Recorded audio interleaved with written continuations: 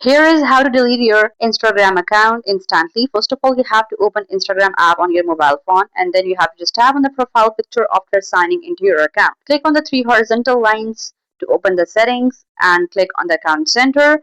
You have to scroll down and tap on manage accounts. You have to select your Instagram account from here, and you will get an option of deactivation or deletion. From here you have to select delete account and tap on continue. You have to read the instruction that the following information will be deleted and you won't be able to restore it and get access to this information. You have to just tap on continue, and here you have to select the reason that why you want to delete your Instagram account, and you have to click on continue again. Here you have to tap on continue, but before deleting your account you have to export your data, because once you have deleted your account it's a permanent action and you won't be able to restore your data again. And that's it all about this video.